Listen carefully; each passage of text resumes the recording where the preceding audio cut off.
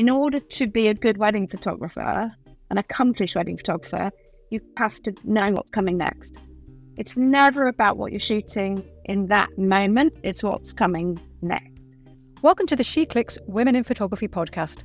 I'm Angela Nicholson, and I'm the founder of SheClicks, which is a community for female photographers. In these podcasts, I talk to women in the photographic industry to hear about their experiences, what drives them, and how they got to where they are now. In this episode, I'm speaking with Sony Ambassador Kate Kirkman of Kate Hopewell-Smith Photography. She's an expert in various photographic fields, including wedding, portrait, boudoir and food. She describes her style as fine art storytelling and promises to capture natural emotion and human connection in a stylish and creative way. Hi Kate, welcome to the SheClicks Women in Photography podcast. Thanks for joining me today. Oh, thanks for having me. It's lovely to be here. It seems like quite a while since I saw you. Just trying to think back, it was probably at a photography show a long time ago where you were sitting on a sofa with Brent, your husband, talking to lots of people about your training courses, I think. Oh gosh, yes, that has been some time, and that was pre-pandemic. Yes, but let's not think about the pandemic. No, let's not. Although our first one back, we had a little positive test while we were there, so... Oh, crikey. It's been a while since I've seen you. Yes.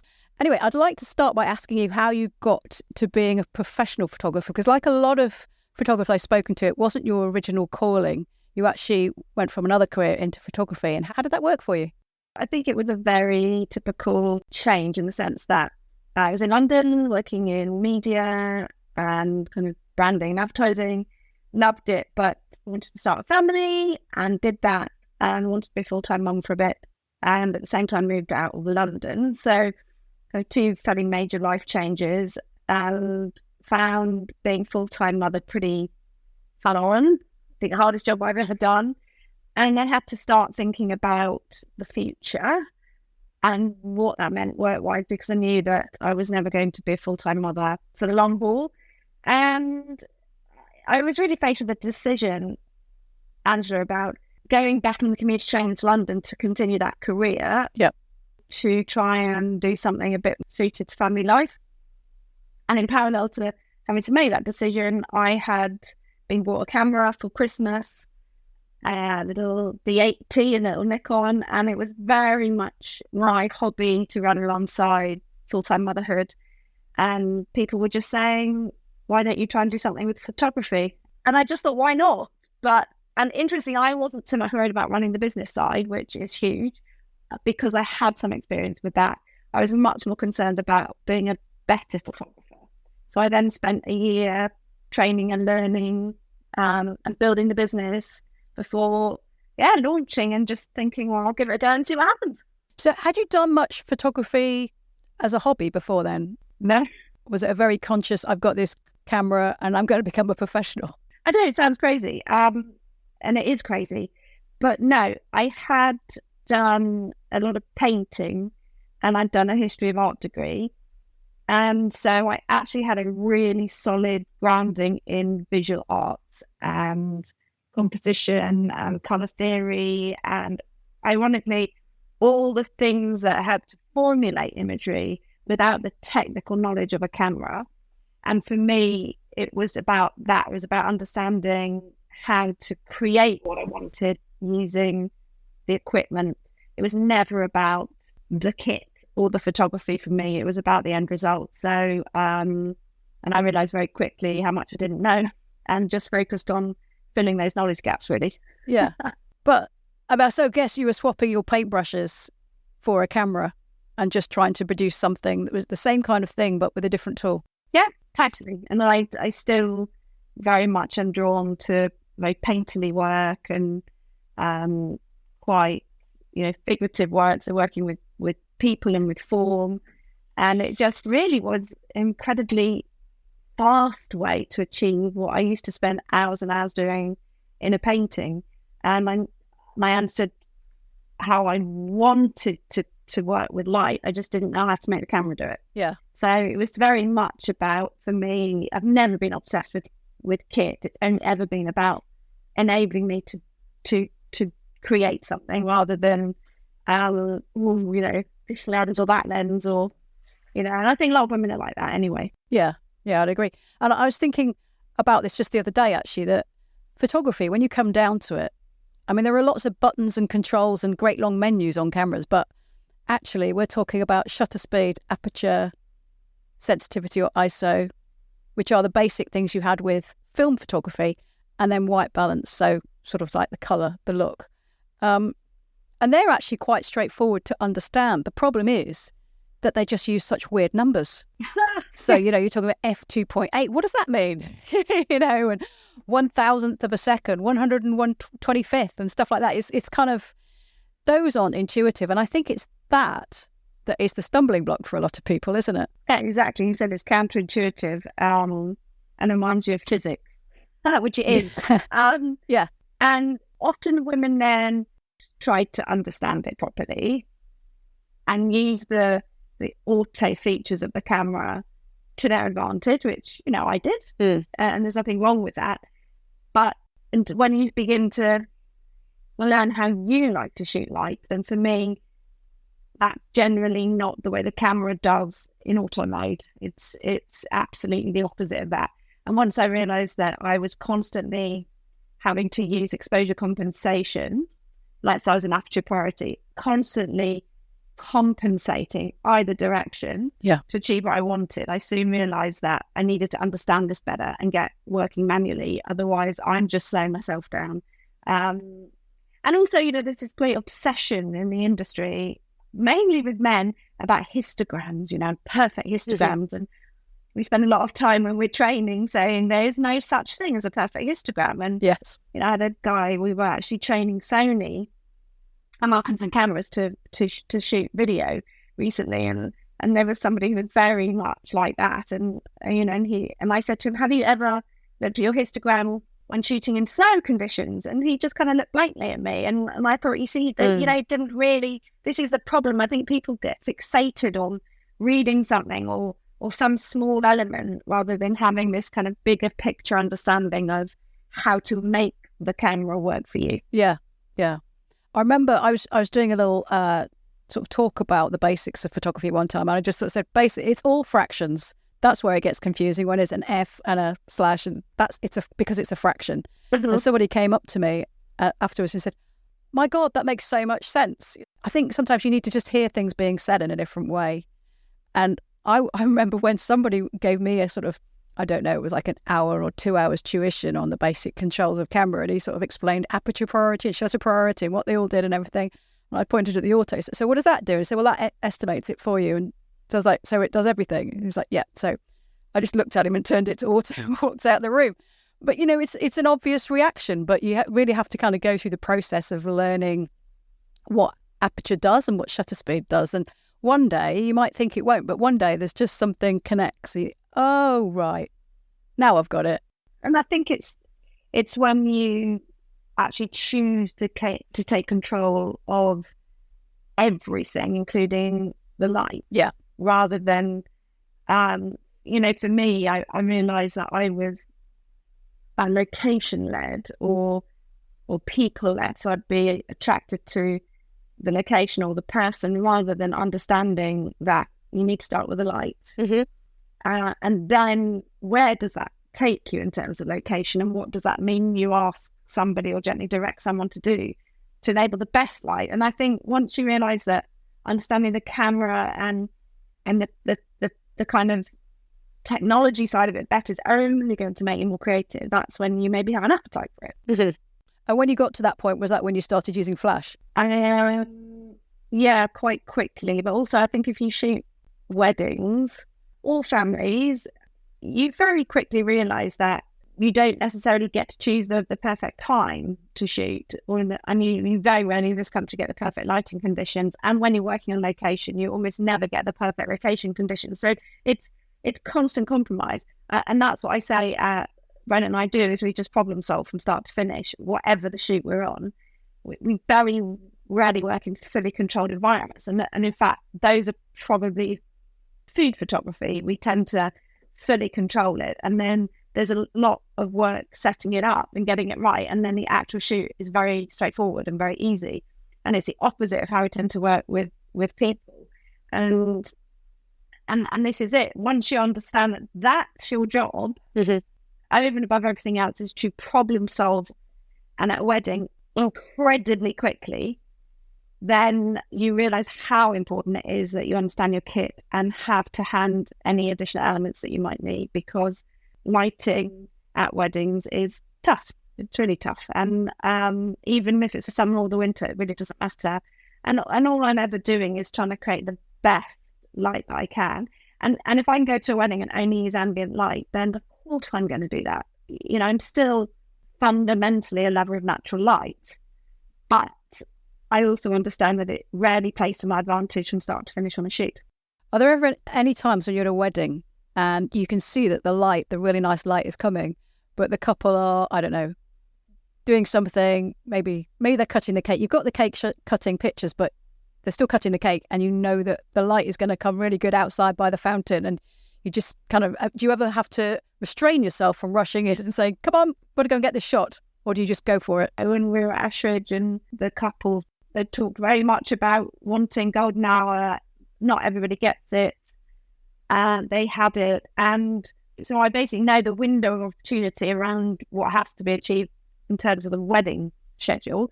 And so I always go and make a deal with them. I say, okay, do you want to do this? Because obviously they're entitled to turn around and say no. And then if they do want to do it, then I give them the parameters. Literally we've got X amount of time. And the bride said, yes, no problem. But I do want to be in my evening dress. She had 2 dresses. And I said, fine. And so she agreed to leave literally straight after speeches. And then I said, fine, we'll wait outside for you so you know where to come. 20 minutes later, we're still standing there. And in the end, I go, I'm literally running to find her. And eventually I found her. And we probably had about 3 or 4 minutes. And we're just watching the light dropping. And we, yes, we managed to achieve it. But there are times when you've got to understand it's their wedding and they make a decision. But it can be deeply frustrating. Yeah. Deeply. If one of the couples starts talking to you about, when they're planning the shoot or, talking about their wedding and that they want you to photograph, and they start using words like depth of field and golden hour, does that make a klaxon go off in your head? Or do you sort of think, oh, they know a bit about this, so it's going to be plain sailing? Or do you imagine they're going to start dabbling and directing? Actually, no. I mean, I was chatting to a couple on Sunday evening in New York and getting married over here next year. And I began to realise from his questions that he had some knowledge. And I said, do you have an interest in photography? And he just said, yeah, I love it. And I bought a camera during lockdown and Sony. And what's interesting is probably 80% of our weddings, either bride or groom or an immediate family member has a really big interest in photography. And therefore, it really matters to them. So and when it matters to people, they're much easier to work with because they understand that it takes teamwork and it takes effort to produce beautiful imagery. And we're very good at saying this to our clients in advance. They cannot put the full responsibility onto Brent and I. Mm-hmm. It is a teamwork, and without them doing what's necessary and giving the energy and giving the time, they're not going to get what they want. Yeah. And I think a lot of photographers take on too much. I really do. And they shouldn't. But perhaps those people are also better informed about what makes a good image. So they come to your website and recognise that you do good photography and that's what they want. So therefore they're prepared to listen as well. Definitely. And they understand that they need to pay for it. And that's the other big part. Yes, that's true. Yeah. Do you ever find the parents are paying and, that you've agreed everything with the couple, but then the parents, they're paying for the photography and they want to have a say as well. Has that ever been an issue for you? Definitely. And it tends to be more that when the parents are paying, they're more interested in family photos than anything else. And right. Mother-in-laws can be a right pain. And we're all managing what the couples want versus what the people that are paying want. And you have to do both of it, But at the end of the day, we do always say to the client that they are the couple, that they are our clients. Yeah. Not the people they're paying. At the end of the day, these photographs are for the couple, but within that, we will always do our absolute best to keep, everybody happy. and it can be difficult at times. Yes. So I mean, you've been doing this for a while now, and you've gone all over the world, shooting in fantastic locations, gorgeous scenery. But what was your very first wedding shoot like? Absolutely terrifying. No, I remember, and it was a friend's brother-in-law was getting married, and she just said, "Come on, do it." And I just said, "I'm not ready." I'd never charged for a wedding, and she just said, "They know that. It's not like you're going in pretending that you're something that you're not." And she just said, just do your best, and they said they will pay you, and they paid me a small amount, and that small amount I immediately, I think, probably spent on a speed light, which I needed because there was a torrential downpour, a massive thunderstorm during the ceremony and straight after the ceremony. So, but it's terrifying, and the problem is that you learn with weddings specifically that in order to be a good wedding photographer, an accomplished wedding photographer, you have to know what's coming next. It's never about what you're shooting in that moment. It's what's coming next. And that takes experience and practice. I'm probably getting it wrong a couple of times. And you've just got to really, truly hope that you're never going to get it badly wrong. Where it matters, where you've totally missed something. And so it takes a lot of concentration and trying. We always say we're a bit like swans. We're very calm on the surface, but underneath at times we're paddling like mad. And it's really just about, I'm never drifting off in the moment. So ceremonies, I'm never just standing there kind of thinking about something else. I'm constantly thinking, what happens next? And setting cameras up, etc., for that in preparation, and thinking, so let's say the recessional coming out of a church, one camera will be preset for outside, and the other camera will be the one that I will be shooting the recessional on. It's just things like that. And then immediately that the recessionals ended, and I'm already changing cameras for confetti one, because sometimes it's almost instantaneous. So is a lot of that, and you can teach someone that and give them the necessary knowledge, but actually doing it in the moment, that I honestly think it takes time and practice, and time and practice. Do you remember a point after a wedding where you thought, I've got this now, I know what I'm doing? I don't know if it was ever like one significant turning point, but I've always given the analogy of a jigsaw puzzle. And I remember in the early years just feeling like there were so many empty pieces of knowledge, and it's those empty pieces of knowledge that affect your confidence so badly.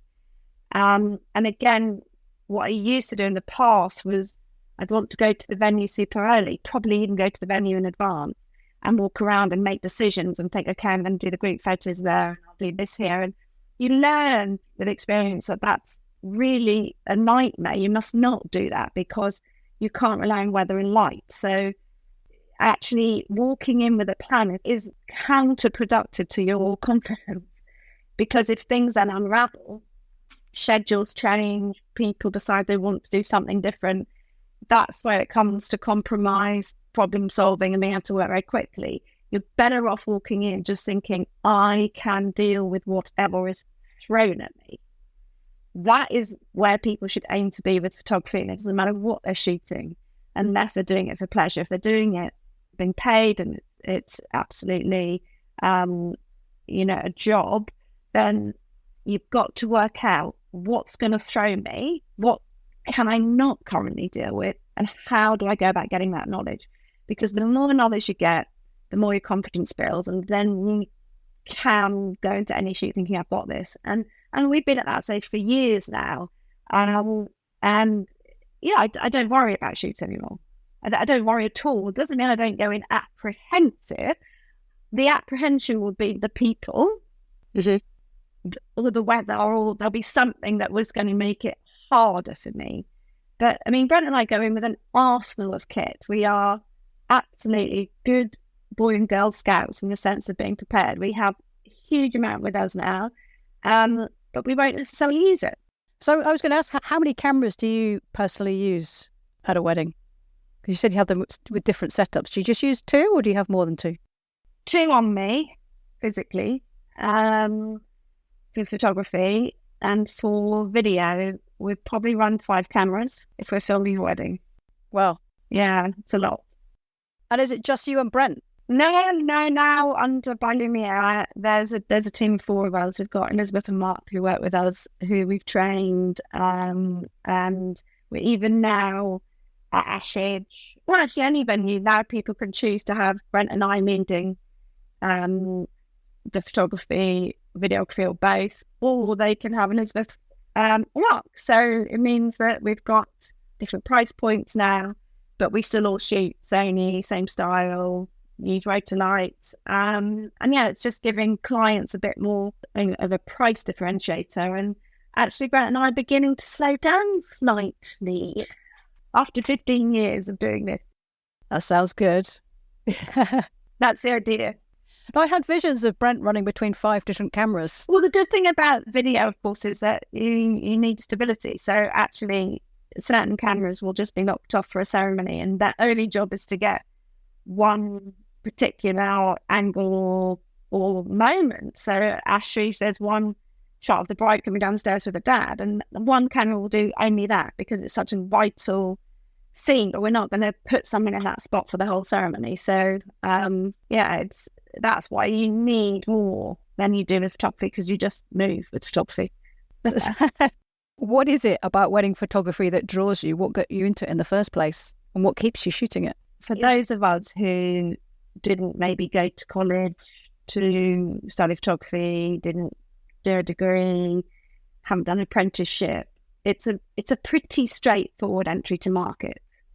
You know, family photography and wedding photography are definitely, if you have this dream of being a full-time photographer, it's not a difficult entry point, because as we know, it's unregulated market. You really just need to create a brand and build a website, and if you get your SEO right or your networking skills, who knows what might happen. So it's probably frighteningly easy to actually get into it, but it's not easy at all to build a sustainable, profitable business, because many people are undercharging and they don't understand the importance of charging properly when they take into consideration everything. So, yeah, the insurance, the kit, the overhead, the software, and, there's a lot of problems with the business side of it for a lot of wedding photographers and family photographers. And some are only doing it for extra income, which I understand, but causes a lot of problems for people who are doing it full time.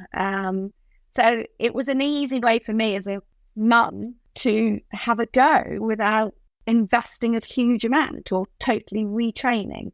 I did train. I did do a year-long kind of business/photography course. Yeah. And I did obviously invest in the kit and everything, but it's still not a difficult way to get into it. So I would say it was more that, if I'm perfectly honest, it's not like I thought, I desperately want to be a wedding photographer. I like the idea of that. I still love working with people and all the rest of it, but it was probably quite a straightforward routine. The reality is that I probably now shoot more boudoir than I do anything. That's become the big thing for me, and that has been, I think, really interesting that there's now this huge market out there. And in essence, I wouldn't say I prefer it, but, weddings are a huge commitment. You're there 10 to 12 hours. There's a huge amount of work to do afterwards. It's tiring physically. So Brent and I, we're not going to stop yet, but I'm certainly not going to be doing it in 10 years. Mm-hmm. You mentioned boudoir photography. How did you introduce that to your business? So it was actually probably about 12, I think it was maybe 2010 time. My sister-in-law contacted me to say that a friend of hers husband was turning 50 and he was very wealthy and successful and had everything he wanted, and she didn't know what to buy him. So she decided to do a shoot, and we talked, and she wanted to do it all about, he liked her legs. It sounds so funny, doesn't it? Anyway, I was like, yeah, let's do this shoot. And in my kind of looking at, if Pinterest was even a thing then, I kind of began to get this sense of this thing boudoir that hadn't yet reached the UK properly at all. And when I turned up for the shoot, she showed me all these underclothes. And then I said, do you have any lingerie? And she kind of opened this whole drawer up. And I was like, oh my goodness. And that was the first shoot that I ever did that was lingerie led. And I really enjoyed it. And it's kind of grown from there. And I definitely think it's the most difficult thing I do. And in sense of doing it well, without question, the most rewarding. It's really quite transformative for women. Yeah, I've heard that said. I've not had a boudoir shoot myself, but I know a few people who have. And like someone even said they felt it should be available on the NHS because it gives you such a lift and makes you feel so positive, which must be a very rewarding aspect of photography. I massively. In fact, one of my clients a couple of years ago, wrote to me afterwards saying it's the best therapy I never knew I needed. It's that same thing. And women are just really tough on themselves, and it's always forcing a woman to see what other people see. They almost refuse to accept is them or could be them.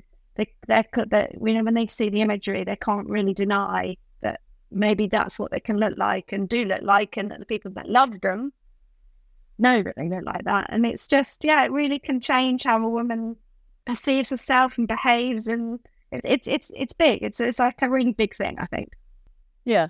And do you still rely on what they happen to have in the top drawer of their cabinet, or do you, have a consultation and talk about what the clothing they might like to wear, or maybe you have a selection or some recommended suppliers? Oh, and I send them a whole document in advance of the shoot. I mean, there's a lot of preparation for a shoot. Some men, when they contact me and book for their wives, kind of say, oh, what dates have you got available in the next 2 or 3 weeks? I'm like, no. You don't understand. No, she's going to need beauty appointments. She's going to need to get lingerie shopping. She'd probably want to hit the gym for a month. It's a big thing.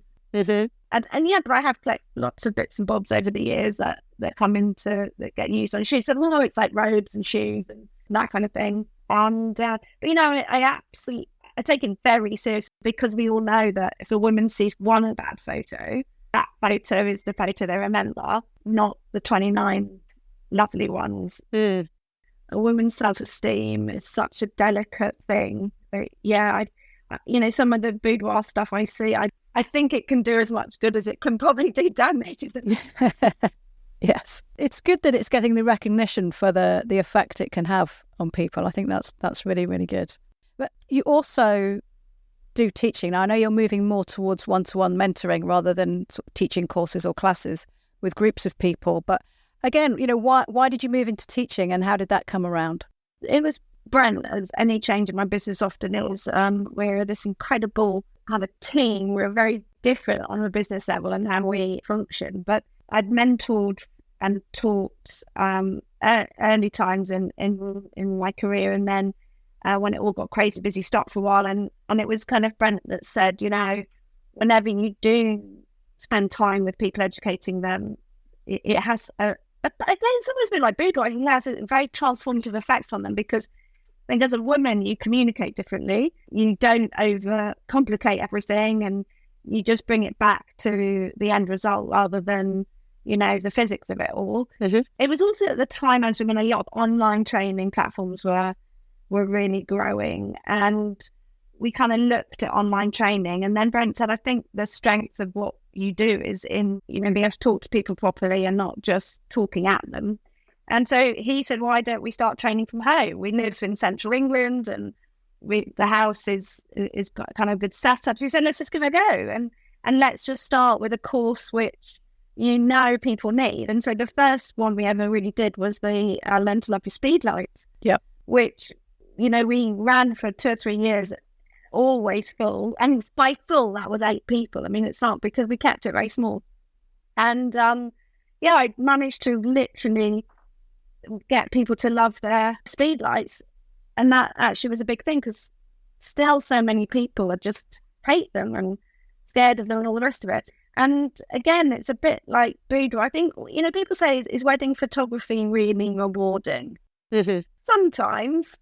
but not always. It's not as rewarding as educating or boudoir. It's what they always imagined they were going to get, I suppose, isn't it? You know, you book a wedding photographer, you have this idea, I'm going to have this beautiful dress, he's going to have that great suit on, and we'll get these amazing photos. So you're delivering their expectations, where I think maybe boudoir, you're delivering beyond their expectations. They're making them realise. And with training, you're taking them to the next step, aren't you? I think you're right. And for me, it's always about the end result being improving confidence over and above everything. Obviously, I want to improve their photography, but I don't think enough people realise that it's confidence that holds them back. Yeah. Trying things. And, you know, you can stay within a comfort zone on a shoot, which means you're never going to step out of the way you shoot and maybe try new things because you're scared to. So all I want to do is make people believe that they can problem solve and get themselves out of a sticky situation. And that's huge. Yeah. Sometimes just recognising what's caused the problem helps you solve it, doesn't it? I just think realising that it's not your fault if on a shoot you are faced with a really difficult scenario. People blame themselves as if I should know or how have I let this happen or why is this happening, as opposed to understanding that photography, particularly with people, has very many different levels to it, and you have to be so good at so many different things. And I think once people realise that as long as they're capable of solving the problems and delivering a professional level of photography, then they've done the job really well. I think that's very true. You're switching to one-to-one mentoring now, which again I think must be rewarding, but is there a danger that you want to fix things for people rather than help them fix things? You want to fix it? Look, that's a really good question. I'm really clear at the beginning of a mentoring relationship that it has to be dictated by what they want to achieve and not what I think they need. And so I get them to really plan sessions with me in advance because I don't want to waste their time. I mean, photography is an enormous subject. It's very easy to go down rabbit holes with people. So I make everyone plan the sessions really tightly. And then within that, I have an opinion on whether I think that's the best use of time or not. Because I don't ever want anyone to walk away feeling they haven't got value. Yeah. And does it tend to be more the business of photography, or is it, I don't understand what this setting does on my camera, or is it, how do I manage my time better? What sort of things do people mostly want help with? I think they are more concerned about the photography, but they don't realise how important it is for them to get the business side right. Yeah. You know, that's the reality that, you know, and also in terms of my own progression, that, you know, once you've got your head around the photography, which honestly, once you've done it, you've done it. I don't want to, underestimate that, but it's, as you said, once you understand exposure and you understand cameras and you understand adding light and things like that, it doesn't change that much. It's more about adapting it to circumstances. Then it comes down to running an efficient business and not getting to the stage where you don't like photography anymore because it's taken your life over. And that is vital, that you don't reach burnout, that you don't stop enjoying it. And that's what running the business side. And Brent recognised that very early on when we got together. And you just said, everything is over complex. And too much of your time is spent running this business rather than doing the actual work of photography. So we've embraced software and technology to basically give time back, because otherwise you'll just be sat behind a desk all the time. You know, we are slowly beginning to explore using AI in various walks of our business now. And because Brent's very much, don't be scared of it. It's an efficiency thing. Yeah. And so we're going through that process at the moment, and I'm finding that, you know, really interesting to like learn how to basically get a better work-life balance. Like, all Brent ever wants from me is a better work-life balance, because after 15 years, it's time. And, that's what I try to say to people is, I know that photography is important, but if you're not careful, you're going to stop enjoying this because the business of it is going to take over. Yeah. And actually your photography will really suffer because you resent taking pictures that you then have to process, that you then have to put into albums and all of that sort of stuff. So you kind of think, oh, can I just get away with 15 shots in this situation rather than just getting into flow or whatever? You know, the joy goes out of it and then your business will go downhill. Okay, so it's time for 6 from SheClicks. I've got 10 questions from SheClickers and I'd like you to answer 6 of them, please. by giving me numbers from 1 to 10. So could I have your first number, please? 3. Number 3. How do you split your time between the different types of photography that you do? I think you mentioned weddings, boudoir, food. I would say the easiest way to split it is wedding work, commercial work, which also involves things like personal branding, food and everything, and boudoir. And I would say it's probably 40, 20. Weddings, boudoir, commercial. But you like doing the boudoir more. So are you trying to make more time available for that and scaling back on the weddings? Yeah, and we're just about to launch a new business called Means, which I'm actually working with 2 other female photographers to basically, if I wanted to, I could shoot boudoir full time. Yeah. That's how many inquiries I get now and the demand. But again, I don't think you'd want to just shoot boudoir. I think it'd be emotionally exhausting because honestly, it's a bit like a counselling session. So I'm going to do that with 2 other women just to give boudoir its potential. I quite like a balance, and if I'm honest, I'm never one that would only want to shoot one thing day in, day out. Yeah. So the ratios you talked about, that's how it works out at, but that's a balance that works nicely for you. So we don't anymore shoot 25 weddings a year because that almost immediately negates the ability to either shoot everything else as much as you want to, or you end up being so busy that you hate it. And nobody wants that. Now we might shoot 15 weddings, but the weddings we shoot now are both photography and videography. So in essence, doing 15 weddings, we might do 30 weddings, but in terms of income. Right, yeah. So that's enabled me to spend more time on boudoir. Yeah, okay. So marry a videographer is what you're saying? Yeah, definitely. I love filming that, and he's taught me, and I love it. Great. Can I have the number for your next question, please? Okay, and then 10. Number 10. What's your favourite part of a wedding day? That's from Caroline. Ooh, that's a really good question. I still love the ceremony. That's why we're all there at the end of the day. I love the ceremony for the event, and then I obviously like the couple session. But in terms of what makes me happy, it's watching 2 people committing still. Oh, that's nice. Okay, so your third number, please. 8. Number 8. Oh, do you ever do shoots with other people who work in weddings? So like florists or dressmakers? Yeah, very much so. Last week we filmed a brand video for a bespoke tailor, and next week I'm working with a florist. So that to me is the commercial work. Right.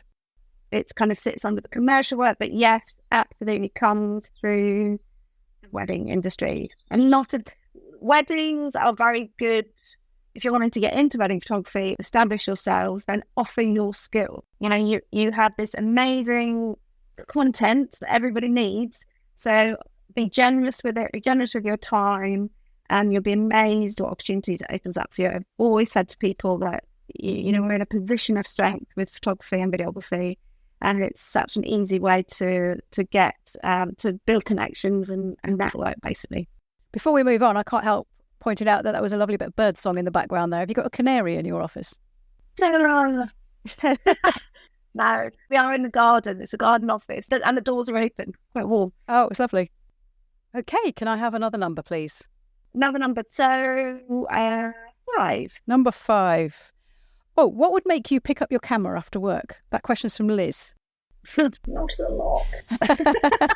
Joke. No, there seems to be quite a common theme, actually. I've spoken to a few professionals so no, not anymore. Not anymore. And in fact, Brennan, I don't even take a professional body on holiday with us. We just use our phones. So you know this. I'm not saying anything I wouldn't say to them. What would make it would be an important event. Mm-hmm. So I'd still pick it up for a friend's birthday or something happening with my kids, with the dog.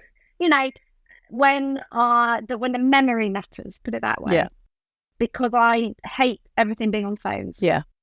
I still want beautiful pictures and video. And you can never have too many pictures of your dog either. No, and she's not even really technically ours, but I adore her. But black labs are notoriously difficult to photograph. Oh, God, yes, they really are. Okay, so your penultimate number. Oh, okay. One. Number one. Okay, this is a good one, actually. This is from Rebecca. How did you find switching from a DSLR to a mirrorless camera? Honestly, for 2 weeks, really painful. Really, really painful because it's just a completely different animal. And like any of us, and I always use the analogy of cars, when you have a car that you've been driving for a while and you get from A to B without conscious thought of driving. That's how it was with my DSLR. I didn't think about anything. My hand and my brain did the work. And so I just felt like I was massively handicapped for a period of time. Yeah. But that was very soon outweighed by the enormous benefits of shooting mirrorless. Just the speed, the accuracy, and the seeing what you get for starters immediately made me think, just get through the pain and get to the stage when you're driving this thing effortlessly. Yeah. So, yeah, I found it really, really frustrating, I think, probably be the headline. But you switched brands as well, so that like the menu system and the button layout would have been quite dramatically different. Yeah, and I found the Nikon, though, depending on the body you're on, the buttons were in different places anyway. So that was a frustration to Brunt and I on different kind of Nikon bodies. It is huge, but as I said, the upside of mirrorless, certainly for what we shoot and how we shoot, was just so outweighed the slight pain barrier you have to get through. That behind me, some very old cameras, but is my Nikon and my D3 and that, or D3S, and that's there because I'm not changed in my photography career while I had that camera. So that's the only one I didn't trade in, just because it's got loads of memories for me. But it's huge. When I picked it up, I'm like, oh my God, I haven't even got the battery pack on. Everything needs to be smaller and lighter and faster. Yeah. How did you adapt to the EVF compared to an optical viewfinder? It's fine. Like, it didn't bother me because to me, it's not about all the nuances of the kit. It's not about, all the tests that the camera mags and everybody do in order to establish if a lens is sharp. Yeah.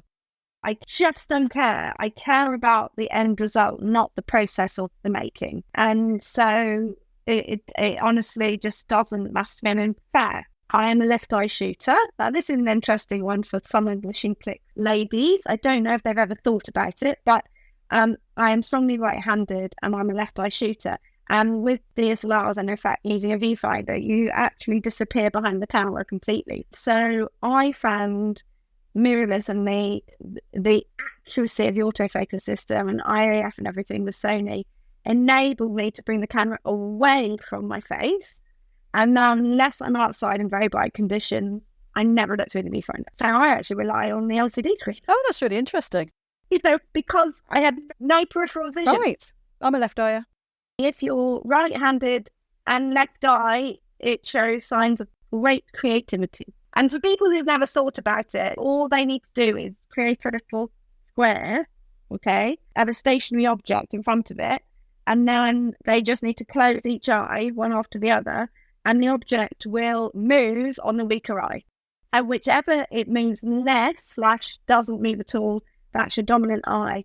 And a lot of people will find that they're left-eyed and maybe don't even know. Okay, just automatically assumed it's a right eye. Interesting. And cameras are all built for right eye. Yeah. Okay. So your final number, please. You tell me. You ask me the question you like the most now. Okay. Number 6. What's your idea of photography hell? What type of shoot would you try and avoid at all costs? Studio, really? Studio shoots of families. Right there. Photography hell. Just too many people setting up lights. No location. No ambient light to inspire me. Just a blank piece of paper. It's that same thing of, if you're ever told, right, go and go and draw something or create a painting, and you're like, of what? Yeah. I need some inspiration. I need a brief. I need something. Otherwise, I'm just staring at a blank piece of paper. To me, that's what a studio is. I get so much of my personal inspiration from everything that's in the frame. Yeah. I think that's the thing, isn't it? It's whatever kind of floats your boat or gets your creative mind thinking. That's the important thing. And some people like that blank canvas, but not you, it would appear. I find it soul destroying, but I'm sure most people love it. It's just not for me. Well, thank you so much for answering those questions and agreeing to come on the podcast today. It's been really, really lovely to hear from you. It's lovely to chat to you again, and well done for everything you've achieved with SheClicks. It's honestly a brilliant community, and just probably last word to all those lovely ladies is to, honestly, if it's something you don't know, you're struggling with, then use the community, because without question, someone in that community understands and can help, because it will, improve confidence and therefore creativity, which can only be a good thing. That's a great point to finish. Thank you very much. Thanks for listening to this episode of the SheClicks Women in Photography podcast. I hope you enjoyed it. You'll find links to Kate's website and social media channels in the show notes. I'll be back with another episode soon, so please subscribe to the show on your favourite podcast platform and tell all your friends and followers about it. You'll also find SheClicks on Facebook, Twitter, Instagram and YouTube if you search for SheClicksNet. So until next time, enjoy your photography.